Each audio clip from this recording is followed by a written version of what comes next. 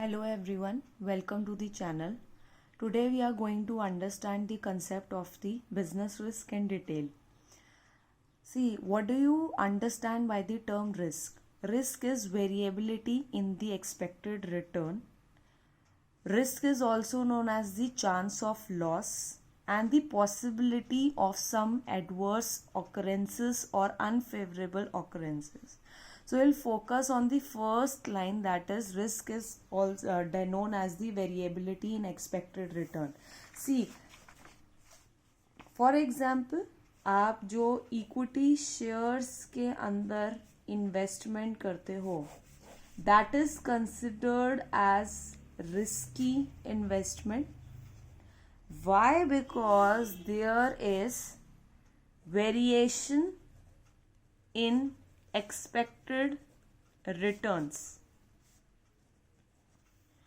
Because equity share का जो rate of dividend है वो फिक्स्ड नहीं होता, तो कभी भी कोई चीज़ जो फिक्स्ड नहीं है, जो वेरी करती है, जैसे फॉर एग्जांपल इक्विटी शेयर्स का जो रिटर्न है it varies on the prospects of company, so thereby equity shares की इन्वेस्टमेंट क्या होती है, रिस्की.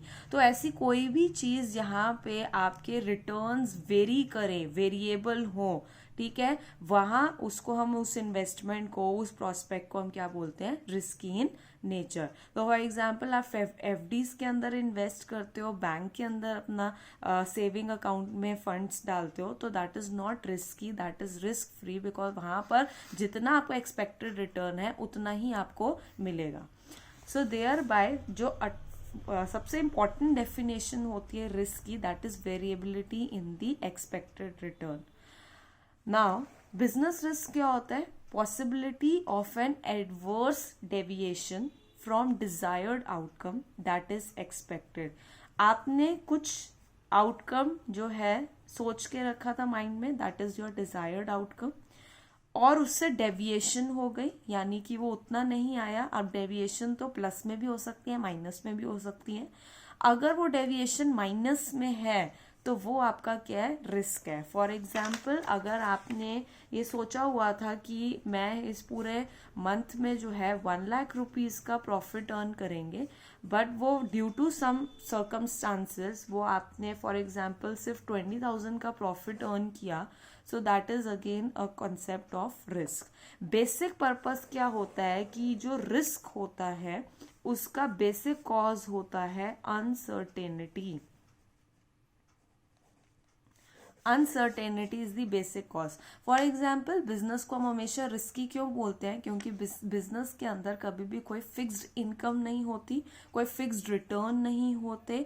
तो return always vary from company to company and from within a same company it also varies from month to month.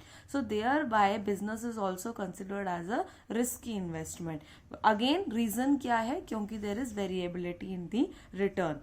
So thereby अगर कोई adverse deviation है तो उसको हम क्या बोलते हैं, risk. Profit is the reward for undertaking the risk. As you know that higher the return, higher is the risk, ठीक है, higher the risk, higher is the return. So risk का रिवॉर्ड क्या होता है, profit. As I have already told you, uncertainty is the main cause of the risk. अब uncertainty किसकी वजह से हो सकती है? Fluctuation in demand, changes in government policy, natural calamities की वजह से आपकी अनसर्टेनिटीज हो सकती है. डिमांड फ्लक्चुएट कर गई, डिमांड आज है कल नहीं है, सीजनल है. Demand, taste and preferences change हो गए जिसकी वजह से आपकी डिमांड चेंज हो गई.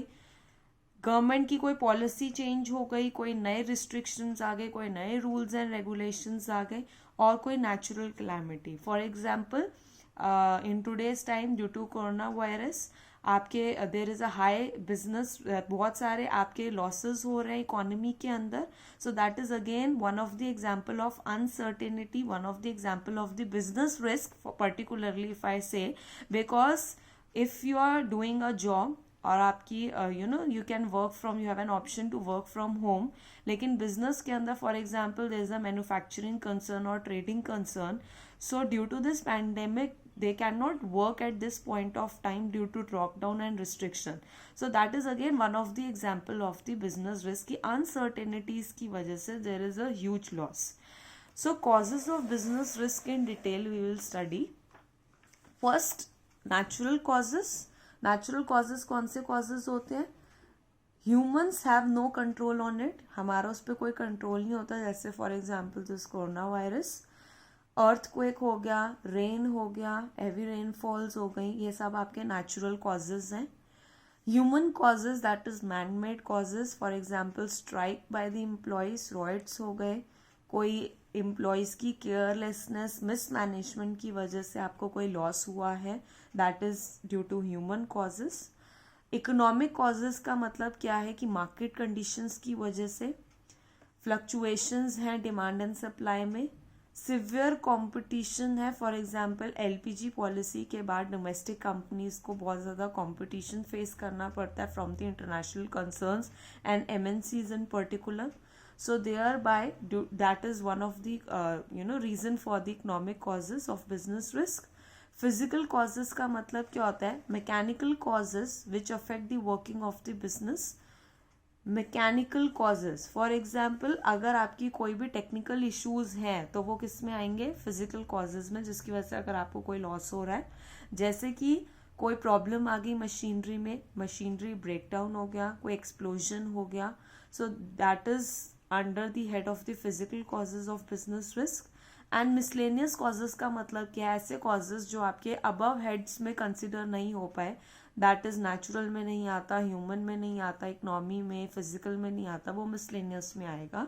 फॉर एग्जाम्पल कोई गवर्नमेंट पॉलिसी चेंज हो गई, लाइसेंसिंग के रिस्ट्रिक्शंस चेंज हो गए, टैक्सेशन पॉलिसीज चेंज हो गई, due to which you are bearing और incurring the loss, so that comes under the miscellaneous causes of the business risk.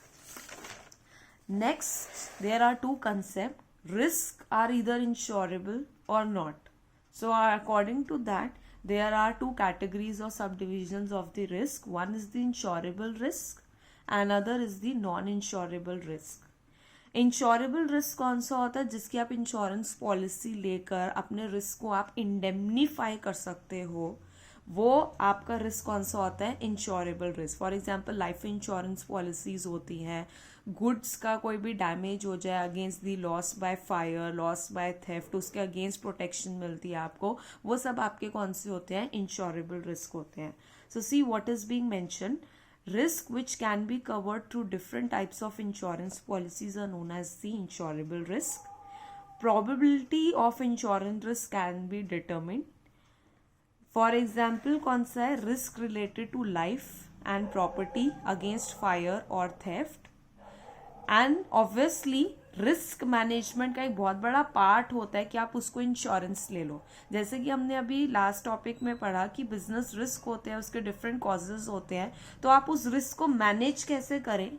तो one of the most important concept is कि आप उसकी insurance policy ले लो if it is an insurable risk. Non insurable इसका completely opposite है, which can not be insured through the insurance policies, probability of which cannot be determined. An example क्या है? fluctuations in demand and prices. So ऐसी demand की अगर कोई changes आ रहे हैं, टेस्ट एंड प्रेफरेंसेस में कोई चेंज आ रहे हैं, due to which you are incurring और सफरिंग सम लॉस, तो इससे इस चीज से रिलेटेड कोई भी आपको इंश्योरेंस पॉलिसी, कोई भी जनरल इंश्योरेंस कंपनी आपको नहीं देगी. नाउ नेक्स्ट टॉपिक इज कि रिस्क तो है लेकिन रिस्क को हम मैनेज कैसे करें, that is risk management techniques. First is very funny in fact कि अवॉइड रिस्क. भाई तुम रिस्क ही मत लो, ठीक है, that is obviously a negative technique कि रिस्क ही नहीं लोगे तो there is no concept of risk. But more prominent issues are from the next point, that is hedging और transfer risk. See hedging is a very huge concept और बहुत technical concept है. There derivatives का concept भी आता है hedging के अंदर, बट हेजिंग का सबसे एक सिंपल एग्जांपल इंश्योरेंस भी होता है. हेजिंग का एक लेमन लैंग्वेज में मतलब क्या होता है? ट्रांसफर और शिफ्टिंग ऑफ रिस्क. तो ट्रांसफर और शिफ्टिंग ऑफ रिस्क आप कैसे कर सकते हो? By the way of the insurance policies, कि आपने रिस्क जो है, अपना रिस्क जो है वो थर्ड पार्टी के शोल्डर्स पर डाल दिया. ठीक है। सो देयर बाय ऑल दो इसका और भी कंसेप्ट होता है कि हेजिंग का मतलब क्या होता है कि आप जो भी आपने इन्वेस्टमेंट करी हुआ है उसके एक आप ऑपोजिट पोजीशन ले लेते हैं, ताकि अगर आपका कोई लॉस हो तो वो ऑफसेट हो जाए due to the opposite position. और डेरिवेटिव्स के थ्रू हम करते हैं, जिसको हम फ्यूचर ट्रेडिंग भी करते हैं, but these are certain difficult matters to understand. So यहाँ पर उसकी इतनी रिक्वायरमेंट नहीं है, तो आप इंश्योरेंस पॉलिसी से ही हेजिंग को यहाँ पर इस लेवल पर अंडरस्टैंड कर सकते हो। Hedging is a technique which is use to reduce and control exposure to risk. It can be done through the use of the derivatives, as I have told you कि derivatives basically future trading का concept होता है.